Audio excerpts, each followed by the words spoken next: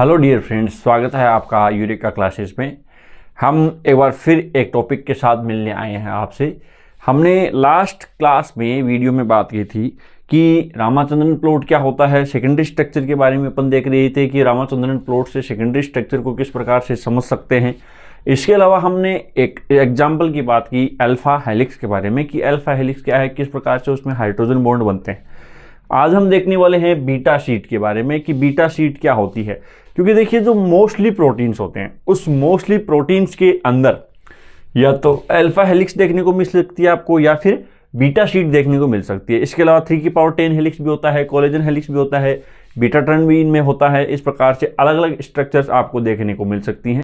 इसीलिए जो मोस्टली देखने को मिलती है अल्फा हेलिक्स और बीटा शीट। अल्फा हेलिक्स के बारे में अपन पढ़ चुके, आज हम पढ़ेंगे बीटा शीट के बारे में।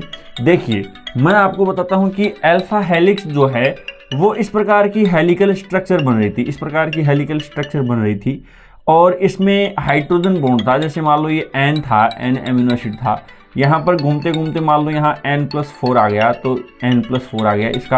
इसका मतलब N+1 था, यहाँ N+5 होगा। इस प्रकार से उसके अंदर हाइड्रोजन बॉन्डिंग हो रही थी और इस हाइड्रोजन बॉन्डिंग की वजह से ये हेलिकल स्ट्रक्चर बन रही थी, इसलिए इसका नाम दिया था अल्फा हेलिक्स। आज आपकी जो प्राइमरी स्ट्रक्चर प्रोटीन है, इस प्रकार के एमिनो एसिड आपस में जुड़े हुए हैं और ये पेप्टाइड बॉन्ड से जुड़े हुए हैं। इन एमिनो एसिड के अंदर फाई बॉन्ड और साई बॉन्ड, इन दोनों में रोटेशन होगा और इनमें रोटेशन होने की वजह से इस प्रकार की स्ट्रक्चर बनेगी, जिग-जैग स्ट्रक्चर।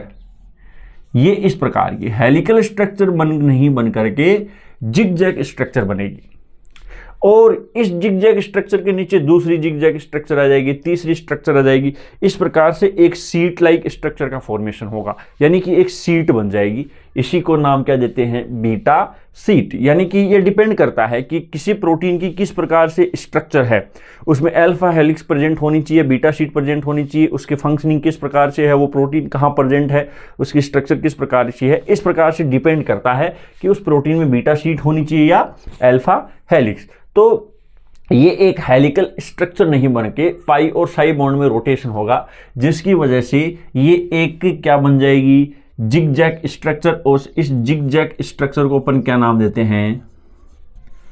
जिग-जैग स्ट्रक्चर को अपन नाम देते हैं बीटा शीट। अब देखिए, बीटा शीट जो है वो हमने देखा था कि एक तो पैरेलल बीटा शीट होती है और एक एंटी पैरेलल बीटा शीट होती है। एक तो पैरेलल बीटा शीट हो गई और एक anti parallel beta sheet. Parallel beta sheet के अंदर कहा था कि फाई की वैल्यू जो है वो -120 डिग्री है, साई की वैल्यू है वो है आपकी +115 degree. Anti parallel beta sheet में हमने कहा कि जो फाई की वैल्यू है वो -140 डिग्री है और साई की वैल्यू है +135 डिग्री, 135 डिग्री। इस प्रकार से दो प्रकार की बीटा शीट के बारे में हमने बात की थी, एक पैरेलल और एक एंटी पैरेलल बीटा शीट। जो बायोलॉजिकल सिस्टम होता है उसके अंदर anti parallel beta sheet present होती है, क्योंकि इसके अंदर हाइड्रोजन बॉन्ड स्ट्रॉन्ग बॉन्ड बनता है। हाइड्रोजन बॉन्ड स्ट्रॉन्ग बॉन्ड इसलिए बनता है क्योंकि आप जानते हो कि हाइड्रोजन बॉन्ड बनने के लिए इसके बीच में जो बॉन्ड एंगल है, अगर वो 180 डिग्री है तो वो स्ट्रॉन्ग बॉन्ड है और 80 डिग्री से कम है तो वो वीक बॉन्ड है। तो जो पैरेलल बीटा शीट होती है, पैरेलल बीटा शीट का मतलब एक इस प्रकार की शीट N टर्मिनस से C टर्मिनस, दूसरी शीट भी किस प्रकार से बन गई? N टर्मिनस से C टर्मिनस। इन दोनों के बीच में हाइड्रोजन बॉन्ड बना हुआ है।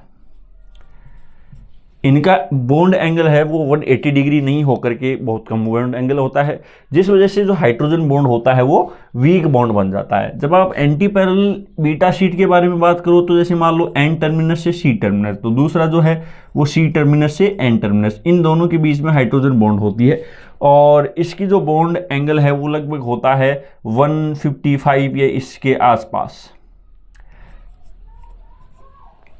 इसका मतलब ये कैसा बॉन्ड बन जाएगा? स्ट्रॉन्ग बॉन्ड बन जाएगा। जो 180 डिग्री है वो आइडियल कंडीशन है। आइडियल कंडीशन से मेरा क्या मतलब हो गया कि जैसे ये हाइड्रोजन है और इसके एक तरफ तो नाइट्रोजन आ गया और एक तरफ ऑक्सीजन आ गया।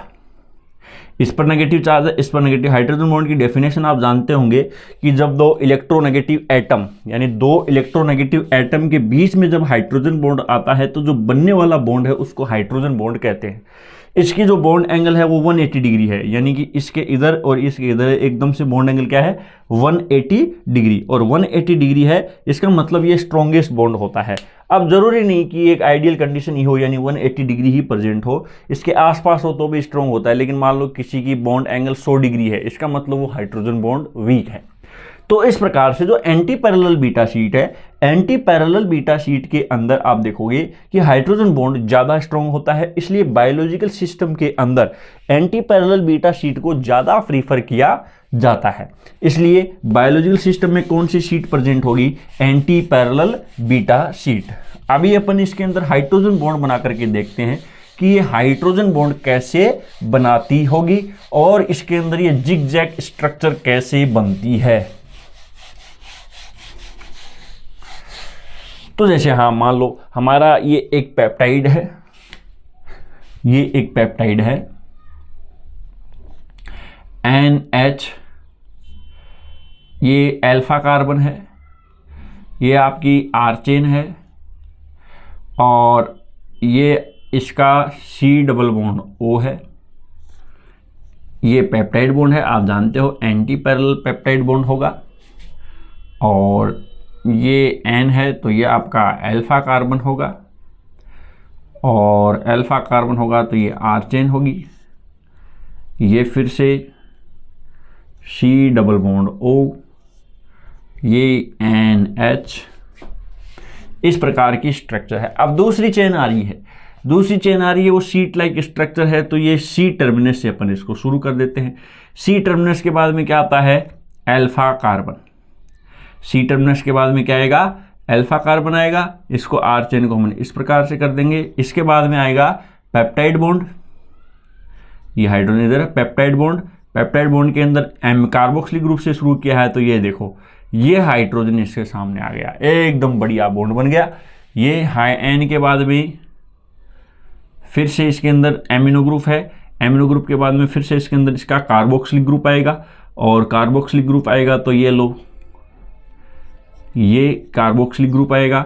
उसके बाद में अल्फा कार्बन है, ये अल्फा कार्बन आ गया। अल्फा कार्बन के बाद में NH2, इसको अपन इधर ले आते हैं या इसको ना मिलाएं तो भी काम अपना बैठ जाएगा। ये अल्फा, ये N और ये H है, ये NH हो जाएगा, और ये कार्बोक्सिलिक ग्रुप है, ये कार्बोक्सिलिक ग्रुप हो जाएगा। ये लो ये इसके बीच में क्या बन गया बॉन्ड बन गया। इसके बाद में आपका फिर से अल्फा कार्बन, फिर से N, हाँ इस प्रकार से ये स्ट्रक्चर बन गई। इसका मतलब ये N टर्मिनस से C टर्मिनस, ये C टर्मिनस से N टर्मिनस, और ये N टर्मिनस से C टर्मिनस, इसके बीच में आप देख पा रहे हो कि हाइड्रोजन बॉन्ड का फॉर्मेशन हो रहा है। और ये हाइड्रोजन बॉन्ड अप्रोक्सीमेट 180 डिग्री, हालांकि हमने जो शीट बनाई इसमें आपको पूरा 180 डिग्री दिख रहा होगा, लेकिन जरूरी नहीं इस प्रकार से ही बने, लेकिन ये अप्रोक्सीमेट कितना बन जाता है 155-160 डिग्री या इसके ऊपर बन जाए तो बहुत बढ़िया बात है। इस प्रकार से जो एंटी पैरेलल बीटा शीट होती है इसके अंदर हाइड्रोजन बॉन्डिंग बहुत बढ़िया से हो जाती है। और यहाँ पर अपन देख पा रहे हैं कि इसके नीचे दूसरी चेन शुरू हो जाएगी, दूसरी शीट शुरू हो जाएगी, यानी इसके नीचे है ये N टर्मिनस से C टर्मिनस, ये C टर्मिनस से N टर्मिनस, तो यहाँ पर वापस से N टर्मिनस से C टर्मिनस, और यहाँ पर ये जो बॉन्ड है इनके बीच के अंदर बॉन्ड बनना स्टार्ट हो जाएंगे। यहाँ पर इसके साथ बॉन्ड बन जाएगा, तो इस प्रकार से ये बॉन्ड बन करके क्या बन जाएगा बीटा शीट, यानी एक के नीचे दूसरी, दूसरी के नीचे तीसरी, तीसरी के नीचे चौथी, इस प्रकार से ये एक सीट लाइक अरेंजमेंट हो जाता है, सीट बन जाती है। और ये जो बीच में बॉन्ड बन रहे हैं ये आपके बॉन्ड बन जाते हैं हाइड्रोजन बॉन्ड। ये बॉन्ड किस प्रकार के बन रहे हैं, हाइड्रोजन बॉन्ड का फॉर्मेशन हो रहा है, और इस प्रकार की आपकी बीटा शीट बनती है। तो ये एक सिंपल सी बात है, beta sheet. Beta sheet present आपको प्रोटीन के अंदर आराम से देखने को मिल सकती है, और जो अल्फा हेलिक्स को स्टेबल कर रहे थे वही चीज बीटा शीट को स्टेबल करेंगे। बस बीटा शीट के अंदर है कि small R chain amino acid को ज्यादा प्रीफर किया जाता है, यानी बीटा शीट है, बीटा शीट के अंदर small R chain amino acid ज़्यादा प्रेजेंट होंगे, क्योंकि इसके अंदर स्मॉल R चेन जिनकी ज़्यादा होगी उनमें किंक आराम से हो जाएगा, वो आराम से रोटेट कर पाएंगे। क्योंकि इसके अंदर जो जिग जैग स्ट्रक्चर बन रही है, जिग जैग स्ट्रक्चर का क्या मतलब होगा कि 5 बॉन्ड और 6 बॉन्ड के अंदर आराम से रोटेशन हो जाए। तो जितनी आर चेन छोटी होगी ये 5 और 6 बॉन्ड उतना बढ़िया से रोटेट कर पाएंगे, जिसकी वजह से small or chain amino acid होंगे उनको ज़्यादा प्रीफर करेंगे और लार्ज साइज आर चेन होंगे उनको कम प्रीफर, कंपेरेटिवली कम प्रीफर करेंगे। बाकी वही बात है कि मान लो 2 amino acid acidic amino acid आ गई, नेगेटिव चार्ज तो रिपल करेंगे तो बीटा शीट स्टेबल कम होगी। एक एमिनो एसिड पॉजिटिव चार्ज आ गया, दूसरा एमिनो एसिड नेगेटिव चार्ज हो गया तो वो बीटा शीट ज़्यादा प्रीफर होगी। तो इस प्रकार से जो फैक्टर स्टेबलाइज कर रहे थे अल्फा हेलिक्स को, सेम वैसी सी ही कंडीशन है। बस इसका जो अरेंजमेंट है वो आप ध्यान रखिए कि जो बीटा शीट का अरेंजमेंट है वो शीट लाइक स्ट्रक्चर बन जाती है, जिसके अंदर आपका जो पेप्टाइड चेन है वो जिग जैग स्ट्रक्चर बन जाएगा। जबकि अल्फा हेलिक्स के अंदर अपन देख रहे थे कि हेलिकल स्ट्रक्चर का फॉर्मेशन हो रहा है। इस प्रकार से यहां पर अपन देख रहे थे कि n एमिनो एसिड की बॉन्डिंग n+4 के साथ हो रही है, लेकिन यहां पर आपको इंट्राचेन हाइड्रोजन बॉन्डिंग और इंटरचेन हाइड्रोजन बॉन्डिंग भी देखने को मिल सकती है। इस प्रकार से एक प्रीफर बीटा शीट है। नेक्स्ट क्लास में अपन बात करेंगे टर्सरी स्ट्रक्चर ऑफ प्रोटीन के बारे में। तो जल्द मिलेंगे टर्सरी स्ट्रक्चर के साथ।